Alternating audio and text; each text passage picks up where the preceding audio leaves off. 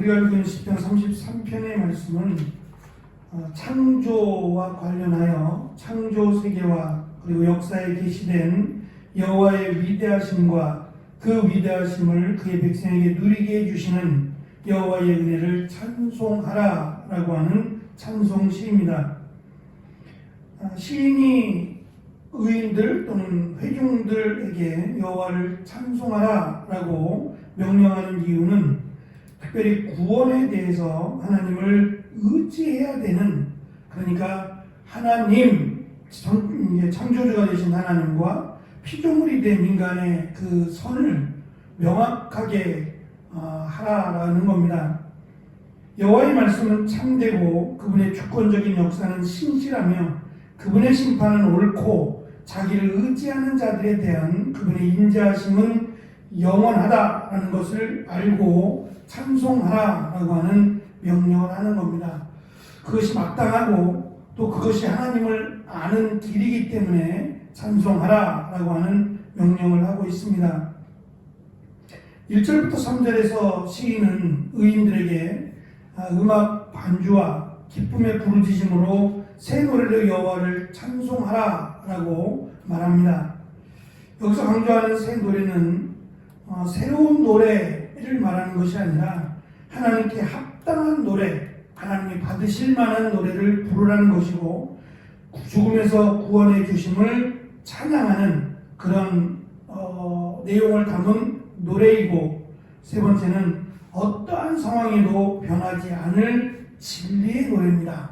그러니까 하나님을 향한 노래는 새 노래라고는 말하고 있지만 처음부터 하나님께서 천지를 창조하심으로 받으셨던 영광의 노래가 마지막 그리스도께 다시 오실 때까지 불러야 될 노래라고 하는 것을 강조합니다. 4절부터 19절에는 찬송에 대한 노래를 내용을 기록하는데, 4절은 왜냐하면 이라고 하는 접속사로 왜 의인들이 이러한 찬양을 해야 되는지, 그리고 마땅히 여호와를 찬송해야 하는지를 알려주는데요. 그것은 하나님의 말씀이 역사 가운데 어떻게 드러났는지를 설명함으로 하나님을 찬송해야 된다라는 것을 강조합니다. 특별히 7절에 보면 우리 알고 성경은 저가 바닷물을 모아 무더기같이 쌓으시며 라고 설명을 합니다. 표현을 하고 있는데요. 이 무더기같이 쌓다라고 하는 이 물을 마치 무더기와 같이 쌓다라고 하는 표현이 출애굽기 15장에 등장합니다. 15장 8절에 가면 하나님께서 이스라엘 백성들을 출애굽시키시면서 어쩌다 보니 홍해가 아니라 의도적으로 홍해바다로 인도하셨어요. 물론 이스라엘 백성들은 이 애굽 밖을 벗어난 적이 거의 없어요. 그러니까 이 벽돌을 쌓는다라고 하는 돌을 쌓는다 또는 진흙을 이 풀과 엮어서 만드는 일을 하면서 어느 정도는 들러 나간 적은 있지만 이렇게 멀리 홍해바다 근처까지 나가야 될 일은 없었을 겁니다. 그러니 만약 그들이 알았다면 하나님께서 홍해바다로 인도하실 때에 이쪽은 안 됩니다, 이쪽으로 가면은 우리는 죽습니다 라고 말을 했을 거예요. 몰랐단 얘기죠.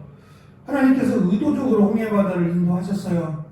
그들이 다다른 홍해바다 앞에 다다랐을 때, 그리고 애굽의 군사가 자기들을 죽이기 위해서 몰려온다라고 하는 것을 그들이 느꼈을 때에 원망합니다. 왜 우리를 이쪽으로 인도해서 우리를 죽이려 하느냐라고 하는 원망이었죠. 그때 하나님께서 정말 생각하지 못한, 이스라엘 백성 누구도 생각하지 못한 홍해바다를 가르셨어요. 그 가르셨을 때 나오는 이 표현이 물을 쌓았다라고 하는 표현입니다. 홍해바다는 호수가 아닙니다. 바닷물이고 흐르는 물이에요. 흐르는 물이라는 얘기는 방향이 있다는 얘기입니다. 한번 생각을 해보세요. 물이 갈라져요. 물이 갈라지면 내려오는 물로 생각할 때 내려오는 물이 멈췄어요. 멈추면 길이 하나 생겼고요, 갑자기. 그럼 이쪽에 반대편에 있는 물은 어떻게 되는 거예요? 그렇잖아요. 내려오는 물을 무더기 같이 쌓았다면 이제 길이 생길 거 아닙니까? 어느 정도의 길이 생겨야 되는데 길이 생기는 게 아니라 막아버리면 이 물이 다 빠지는 거예요. 물이 다 빠지고 나면 지금 우리가 생각하는 것은 사진으로 보나 뭐 영상으로 보나 뭘로 보나 길이 생기는 거였어요. 하나님이 길을 내신 거로 우리가 생각하지 물을 막아가지고 이쪽이 완전히 없어지는 게 아니잖아요. 그랬다면 물이 쏟아져 이제 하나님이 막으신 물을 트셔서 물이 쏟아져서 이 애굽 군사가 흘러 내려가야 되는 거예요. 근데 성경의 표현은 흘러 내려가는 게 아니라 마치 물이 덮쳐서 수장된 거로 지금 설명하고 있단 말이에요. 그러면 두 가지죠. 하나는 흘러가는 물을 막아서 쌓은 거고 한쪽에 있는 물은 길만 내시고 이쪽에 물은 잡고 계시는 거예요. 이해가 되시죠? 무슨 말인지. 막기만 했다면 이쪽은 물이 없어야 되는 거예요. 그냥 쭉 빠져버리는 거죠. 그러면 애국 군사들을 죽일 때는 이 물을 트셔서 쓸려 내려가는 거예요. 물론 이래도 죽고 저래도 죽는데 성경에 기록된 내용들은 쓸려가는 것도 아니고 하나님이 길을 만드신 거예요. 그러니까 길이 만들어지려면 이쪽 물도 막아야 되는 거예요. 이쪽 물도 잡아야 되는 거예요. 근데 이 표현을 마치 물을 쌓는 것으로 지금 설명했단 말입니다. 출애굽기 15장도 물을 쌓고 계시는, 그리고 이쪽에 물은 잡고 계시는, 예? 이게 마치 그 돌을 쌓고 막 이런 것처럼 물입니다. 물. 쌓을 수 없는 물인데 쌓는 것으로 설명해서 하나님이 이것으로 이스라엘 백성들은 구원하고 또 애국 백성들은 심판하고 애국 군대는 심판하고 하는 일들이 똑같은 물인데 이 물이 하나님 앞에서는 하나님이 만드신, 하나님이 지금 이 역사하시는 이 물의 흐름이나 이 물을 통제하시는 것을 통해서 한쪽은 구원을 받고 한쪽은 심판을 받았습니다. 그러니까 이러한 하나님이 만드신 창조물로 때로는 하나님이 그 창조물로 우리를 구원하시고 또는 그 창조물로 하나님을 대적하는 자들을 심판하셨다는 거예요. 역사가 증명한다는 겁니다.